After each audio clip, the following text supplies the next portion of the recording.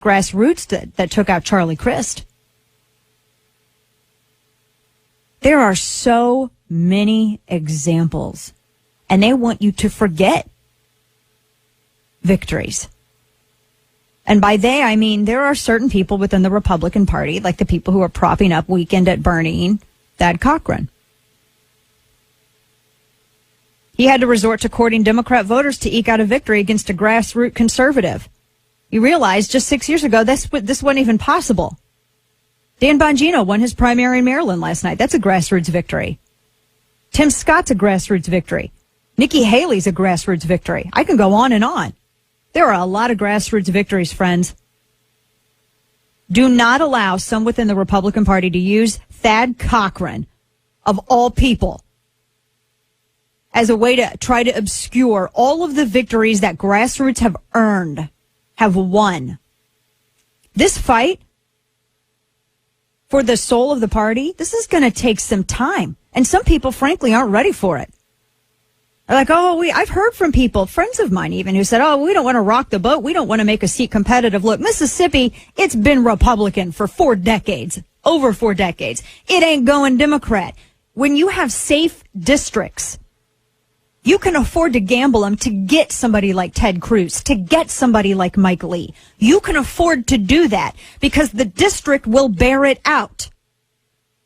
When you have districts where you actually do have a competitive race, where you do have someone within the Democrat Party that could stand a chance of taking out a candidate, you play it safer with that. It's about strategy. This is checkers. This ain't chess. This seat, you can afford to gamble on it. But this is a guy, like I said, for 4 decades has been doing favors for people and has been buying influence. And he's got the Haley Barbour machine going for him in Mississippi. You can't rise up in politics in Mississippi without having Haley Barbour on your side. You can't.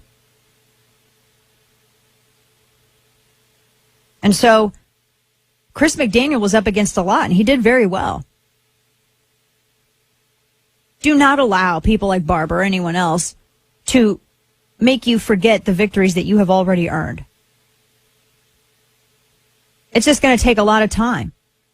And a lot of people, this fight for the soul of the party, some can't handle the long haul. And that's what it is. It's a long haul. It's going to take more than, think back to the days of the Revolution. Now, the Revolution wasn't the Revolutionary War. The Revolution was the political awakening that occurred in the decades before the war. The Sons of Liberty, the founders, the abolitionists, all of these people who did not want to be royalists. They were not Tories. They didn't want to be, or not Tories. They weren't royalists. They weren't loyal to King George. They didn't want King George as their authority anymore. They didn't want a monarchy. They were few. They were the minority. A lot of people don't realize that. Most colonists actually were fine to stay under the authority of King George. You know what? We're not any different in that it's going to take us less time to undo generations of apathy. But I think we've made some pretty good ground. I hope that it does not continue to go bitterly. And I hope that a fight, I know Chris McDaniel said he's going to mount a legal challenge. I don't think that he'll win it. I don't want the fight between Cochran and McDaniel to become so bitter that it actually makes a district that is not competitive.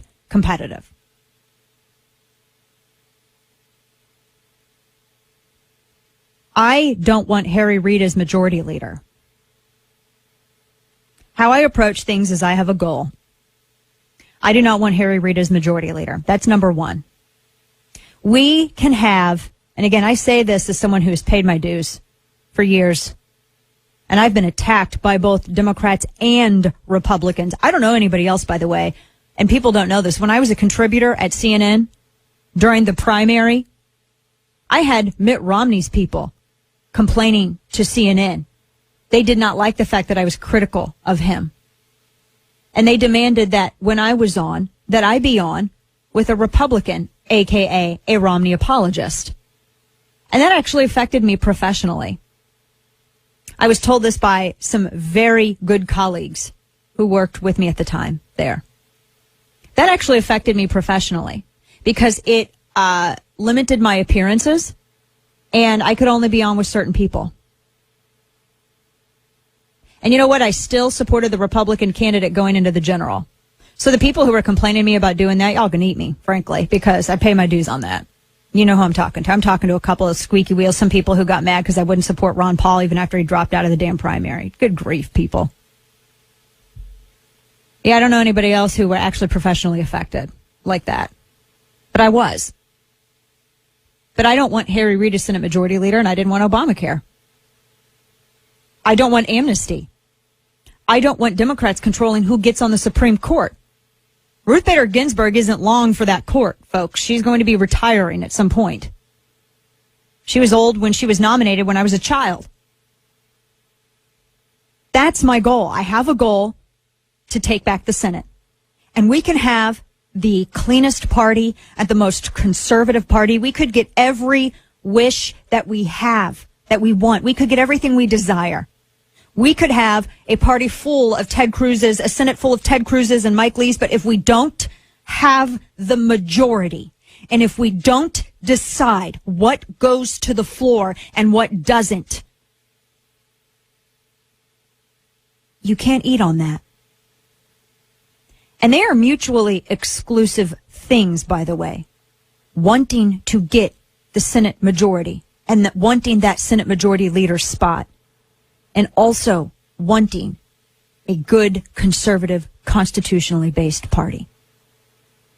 Wanting one does not forfeit the other, and that is a mistake that a lot of people make when they try to critique my position on this. Wanting one does not nullify the other. It means we have to be smart with strategy. We have to be like Sun Tzu. Washington was. I didn't think George Washington was so successful in herding cats. You had all of those representatives preening in that room in Philly. George Washington had to herd cats. He had to get everybody, he had to work with everyone. Everyone needed to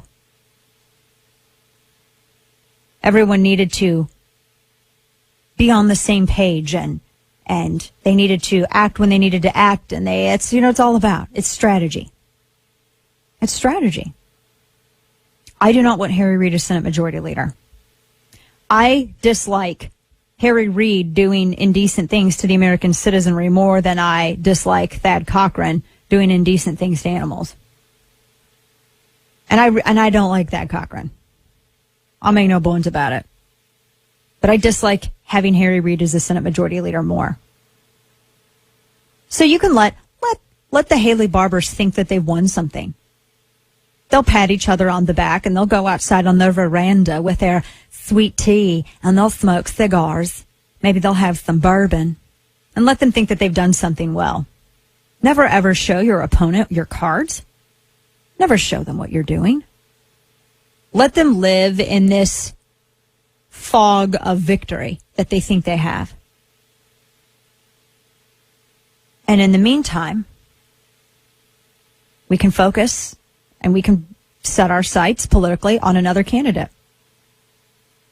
Like I said, we've already gained so much ground. Don't let them obscure this one. Don't let them act like, you guys just took out the number 2 guy. Well, Thad Cochran makes it all better. No, dude, it doesn't. If you've ever been concerned about keeping a handgun on your nightstand, you want to be able to access it in case someone breaks into your home, your alarm goes off. On average, it takes about 20 minutes. And I've actually done the studies on this. It takes 20 minutes, national average, for law enforcement to arrive. You want to be able to access your home defense firearm when you need it. And you don't want to be rummaging through a drawer or having to run and trying to get it out of your gun safe. This is where the gun box comes in. Because, see, as a parent, I get concerned. We have, my boys know gun safety. But if you have little bitty kids in your house where you're not able to actually go through gun safety and teach them all of this, but you want to still keep your handgun by your bed, you need the gun box. And you know what? The gun box, it's such a small, sleek receptacle. You don't even know what it is. It's small enough. People don't know what it is when they see it. It's small enough to sit on your nightstand. You can actually mount it under your kitchen cabinet. You can put it wherever. And nothing is getting in this thing. It has an RFID scanner. You swipe over the sensor. The box opens in like a second. You also have the option of